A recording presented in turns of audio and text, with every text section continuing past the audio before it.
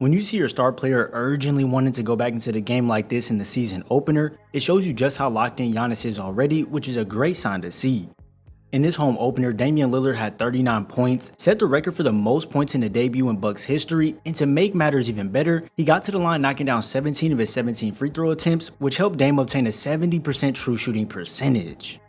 Many people already knew that Dame and Giannis would be a problem on the court. As you watch this pick and roll, you can see how seamlessly their game blends together, but there's a lot more to it, so let's go ahead and bring it back. As Giannis comes to set the screen for Dame, you can see on the opposite side of the floor that Tobias is already getting into help position when Dame pushes right using the screen. Due to his 37% shooting from deep over his career, this makes Tucker and Melton both come out to cover him, so now this pocket pass right through the middle becomes available, and watch closely at the options Giannis has once catching. Now for the most obvious one, Giannis can go attack the rack. But when you scan the floor, you'll quickly notice that a swing pass to Middleton is available for the 3-ball, and down on the baseline, Brook Lopez is running out to the corner, so he's a release option as well. This just shows you the amount of gravity these two will have when they get involved in these actions together, and Giannis opts into taking it right at Embiid to lay it off the glass.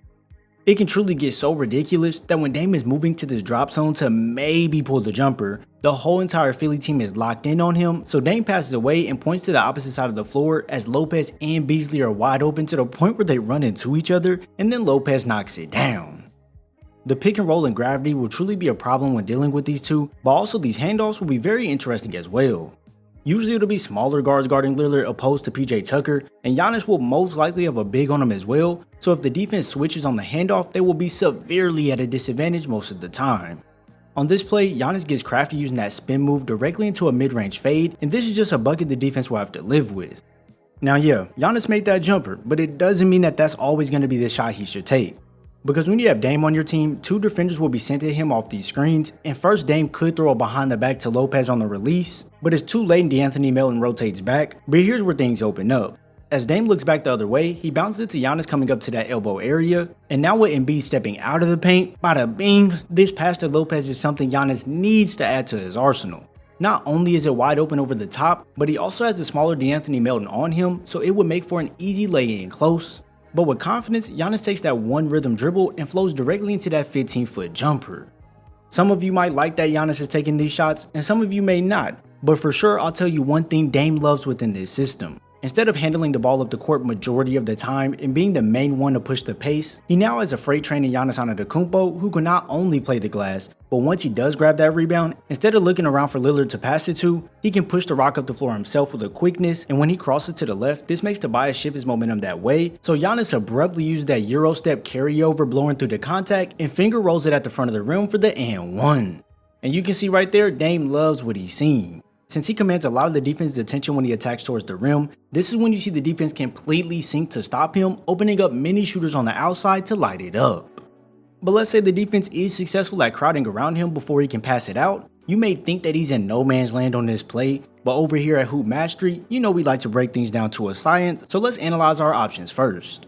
If you look directly in the center of your screen, you'll notice Chris Middleton cutting through the middle of the floor. This will then pull Reed in more, so now Giannis can also zip it baseline to be a champ if needed. And for the easiest one of all, he has Bobby Portis in the corner right next to him who could hoist it up from 3 with the amount of space he has. So there alone, you can see he can pick and choose whatever he wants, but just being the freak he is, Giannis says I'ma spin off to the rim and crushes it home just disregarding the defense. Yeah, I know, truly a problem he is. And now with Dame as well, the opposing team certainly can't just dictate all of their attention to Giannis or else they will be in deep trouble. Just to give you another example and drill it in your heads, you'll notice that when Giannis makes his way into the paint just bullying Tobias, Oubre leaves Dame wide open in that corner, which is a no-no. Danny Green leaves the 7-footer and Brook Lopez who can shoot over the contest if needed. So once again, you can see all these release options Giannis has at his disposal, so hopefully he will start to notice these things more throughout the season, but hey, this little push shot will work for now.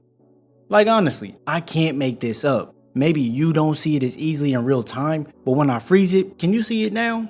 Yeah, many options, but instead it's this highly difficult right-handed right foot lay through traffic over both Tucker and Reed. For Damian Lillard, he's never shared the court with someone with this amount of gravity and dominance, so it lifts some pressure off of his shoulders, but don't for 1 second you think that Dame won't start pouring it in offensively. With these high double screens, it allows Dame to pick which way he wants to attack, so when changing the pace he can get low, angle into Harris's hips to get the step on him, and by using that right hand, it allows Dame to kiss it off the glass before Tobias can get to it. These double screen actions are probably something we will see a lot going forward, so when going the direction Giannis is screening, Dame hesitates for a second to see what PJ Tucker will do, and since he ends up staying with Giannis, Dame shifts gears getting downhill past Oubre, and now with PJ Tucker trying to reach in late, Lillard powers right through the contact to play this high off the glass for the and one. As you can see, it's almost impossible to stop Lillard from getting where he wants to off these screens. All you can do is just try your best. His speed and change of pace is hard to dictate and stay in front of, so if a big switch is on him, then it's an easy blow by. Other times when Lillard is operating off these screens, if there's an opening when coming off, well, he'll be sure to exploit that, and since he's going directly at Embiid, Lillard knows this will be a tough finish, so he initiates the contact first with his slight bump, and then nails this fading jumper. That right there, ladies and gentlemen, is high-level navigation skill. Not even much later, Embiid decides to step out a little further because he just got bucketed from the inside. But with Lillard, you better step out even further or else he's finna let it fly. Maybe Embiid didn't step up so far because just a little earlier than that, he witnessed Springer get set up with this nasty 4-point play.